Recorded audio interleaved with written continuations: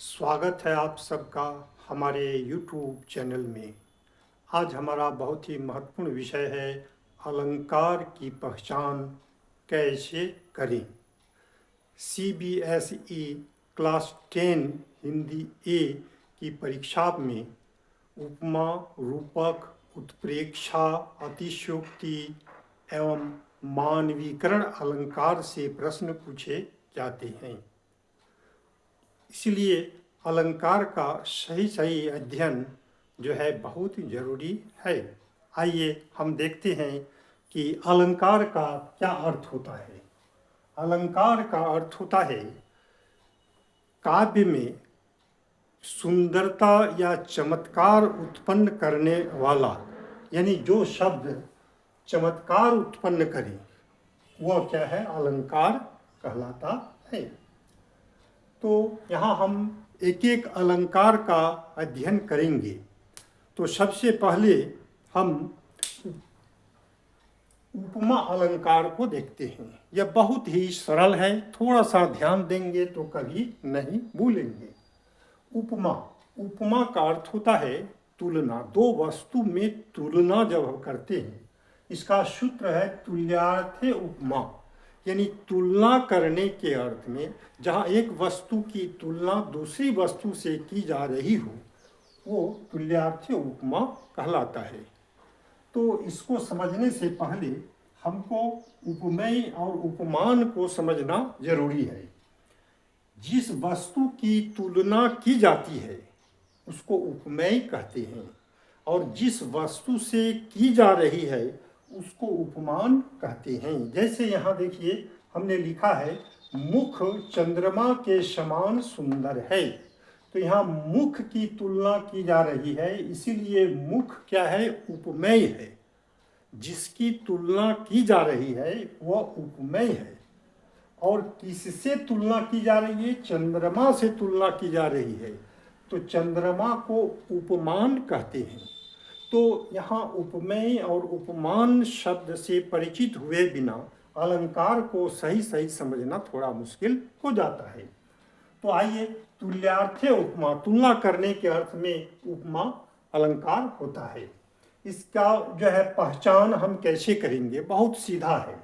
इसका catching word यानी वाचक पद, कुछ वाचक पद हैं, शब्द हैं, कैचिंग वर्ड हैं, उसको जान लेते हैं। सा, सी, से, सम, समान, तुल्य, सरिस, सदृश, ज्यों, नाई, ये सब शब्द हैं।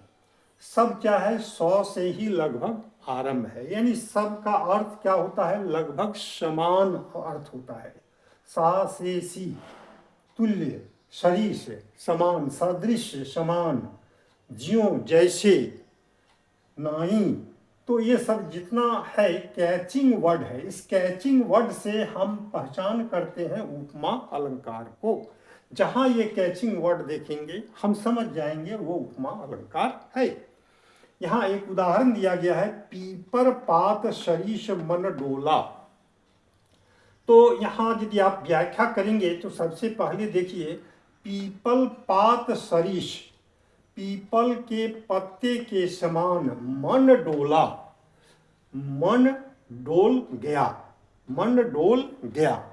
तो मन यहाँ उपमेय है, यानी मन की तुलना की जा रही है पीपल के पत्ते से।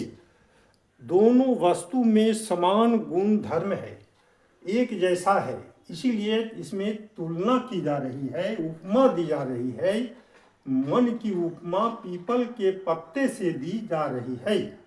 तो यहाँ कैचिंग वर्ड जो है वो है सरिस। यहाँ हम देखते हैं कि सरिस शब्द है।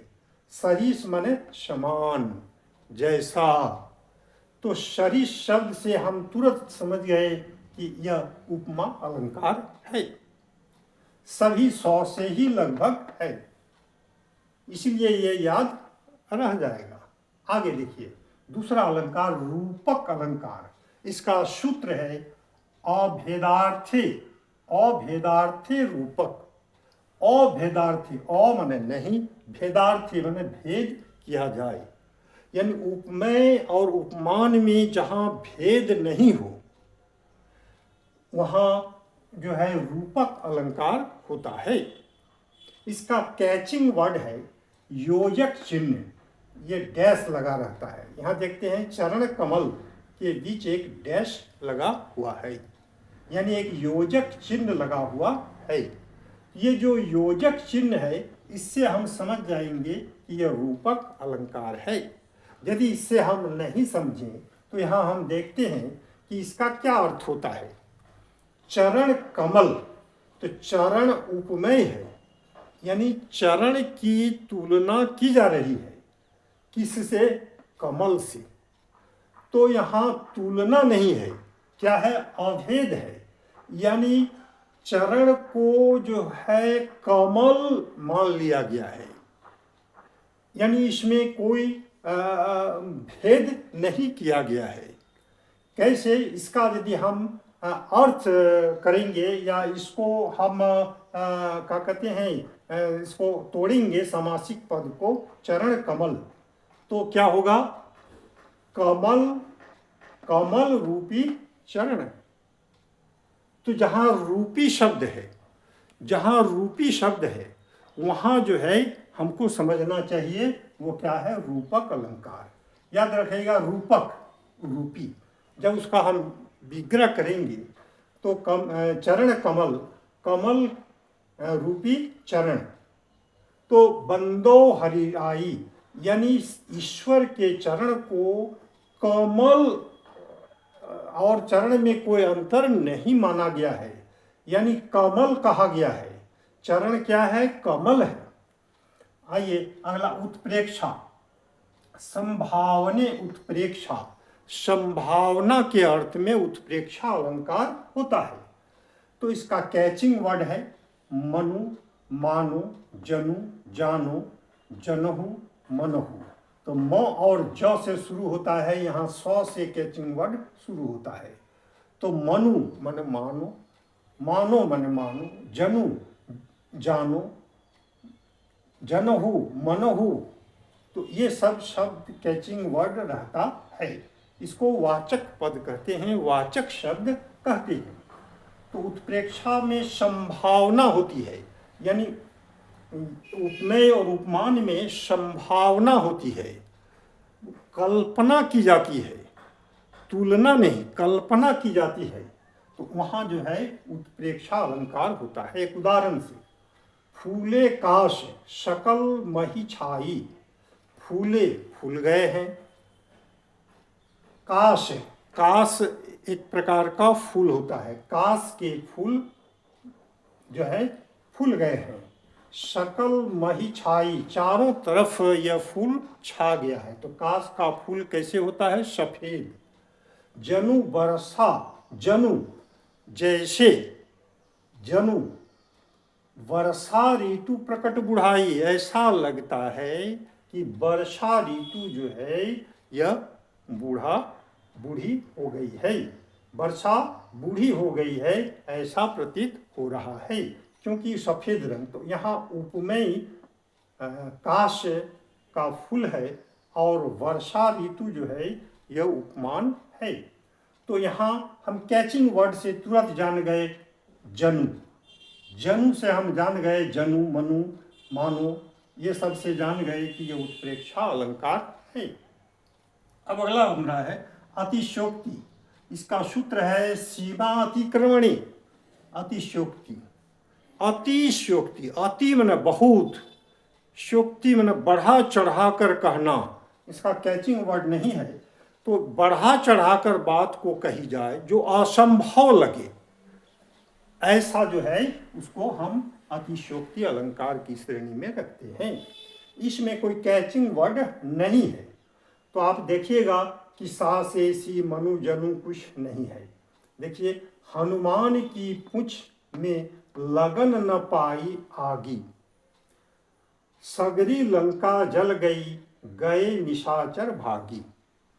क्या अर्थ है कि हनुमान की पूंछ में लगन न पाई आगी, अभी हनुमान के पूंछ में ठीक से आग लग ही नहीं पाई है, जल ही नहीं पाई है।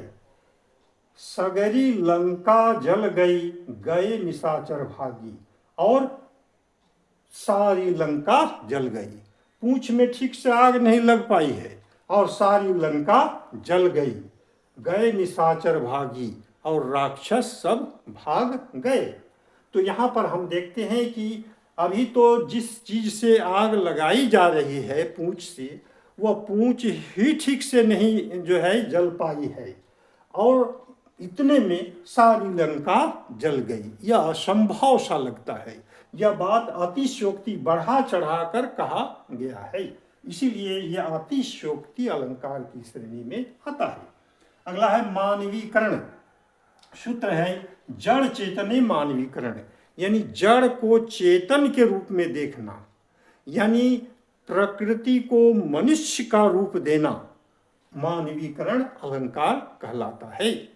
तो काव्य में जो है कहीं कहीं क्या होता है कि मानवीकरण अलंकार का सहारा लिया जाता है, यानी प्रकृति को मानव का रूप दिया जाता है, मानव या मानवी का रूप दिया जाता है। तो एक उदाहरण से हम समझेंगे। सागर के उर पर नाच नाच करती हैं लहरें मधुर गान। सागर के उर पर, यानी सागर के हृदय पर। तो सागर का हृदय नहीं होता है, हृदय जो है मनुष्य का होता है। तो यहाँ जो है सागर को मनुष्य का रूप दिया गया है। सागर के उर पर नाच नाच करती हैं लहरें, और लहरें जो है नाच रही हैं। तो लहरें नाच रही हैं, मधुर गान, और मधुर गान कर रही हैं। तो लहरें न नाचती हैं, वो ऊपर नीचे होती हैं, और मधुर गान नहीं करती हैं। तो यहाँ मानवीकरण का रूप दिया गया है, यानी लहर कोई नायिका है जो नाच रही है और गान कर रही है। कहाँ पर? तो सागर के हृदय पर। तो यहाँ जो है क्या किया है, प्रकृति को यहाँ मानव का रूप दिया गया है। जहाँ प्रकृति को मानव का रूप दिया जाए, जड़ को चेतन का रूप दिया जाए, वहाँ पर मानवीकरण अलंकार होता है। तो ये आज हम लोग जो क्लास देखे, तो ये आप डिस्क्रिप्शन में इसकी व्याख्या को अच्छी तरह से पढ़ सकते हैं, और उसमें अभ्यास के प्रश्न दिए गए हैं, जिससे आप अभ्यास कर लेंगे तो कभी नहीं भूलेंगे। तो कृपया वीडियो को लाइक कीजिए, चैनल को सब्सक्राइब कीजिए। धन्यवाद।